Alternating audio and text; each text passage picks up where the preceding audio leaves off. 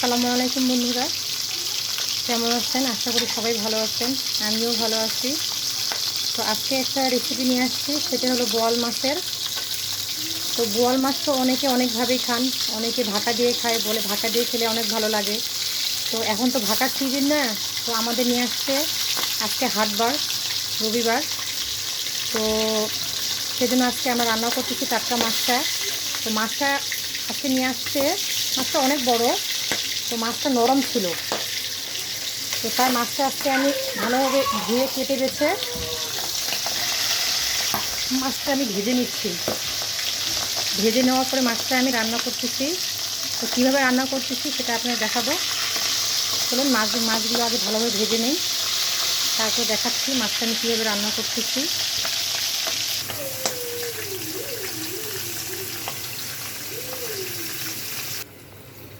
আমার মাছ ভাজা হয়ে গেছে।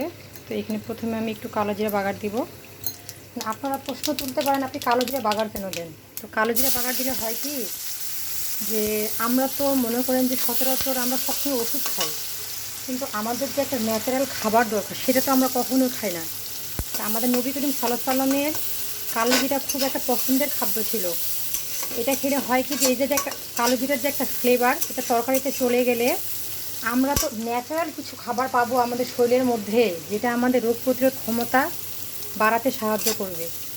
যার জন্য আমি এই কালো জিরাটা বেশিরভাগ সবজিতে হোক বা মাছে হোক আমি বাগার দিই, আমার এটা ভালো লাগে।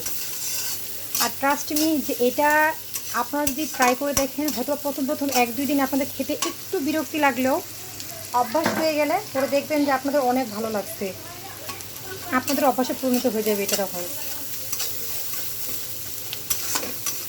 পেঁয়াজ মরিচগুলো ভেজে নিচ্ছি। মাছগুলো রান্না করব আজকে পেঁয়াজ দিয়ে, শুধু কষা কষা করে।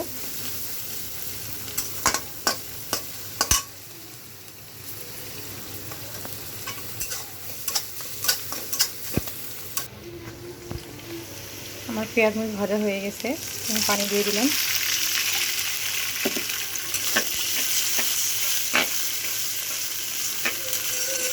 এখানে আমি মশলাগুলো দিয়ে দিব একে একে। আদা রসুন বাটা,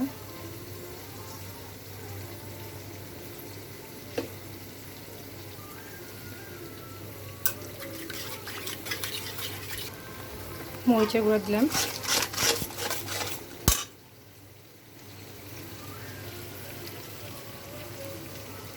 হলুদের গুঁড়া,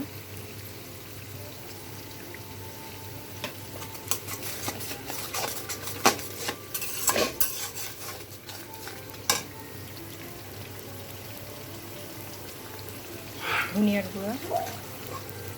এখন আমি পানিটাকে শুকাবো, মশলাটাকে ভালোভাবে কষাবো।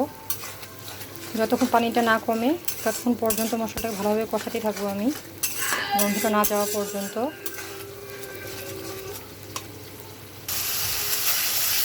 মশলাটা কষিয়ে নিচ্ছি ভালোভাবে, পানি শুকাই গেছে।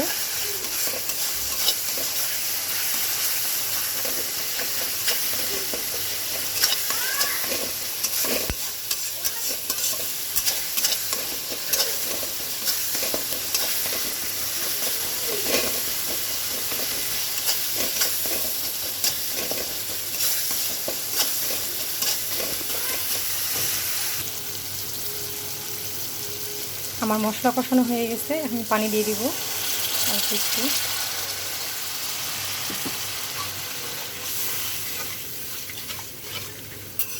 এটা যখন বলক চলে আসবে তখন মাছগুলো দিয়ে দিব। বলক চলে আসছে, তো মাছগুলো দিয়ে দিচ্ছি।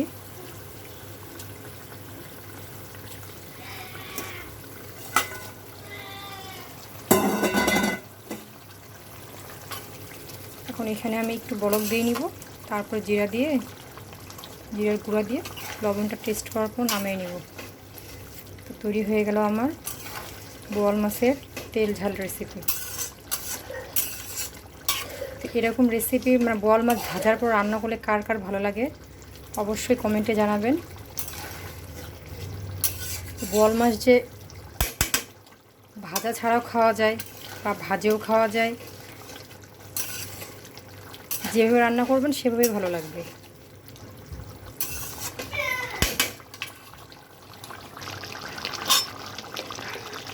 জিরের ফাঁকি দিয়ে দিচ্ছি।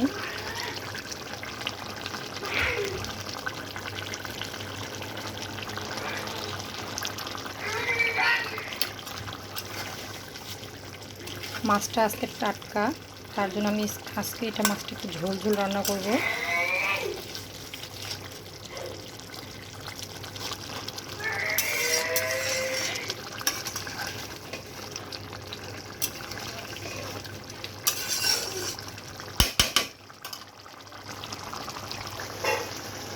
দেখুন আমার মাছের ঝোল মোটামুটি শুকায় গেছে, মাছও রেডি।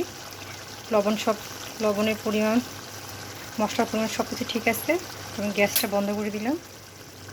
তো রেডি হয়ে গেল আমার বোয়াল মাছের রেসিপি।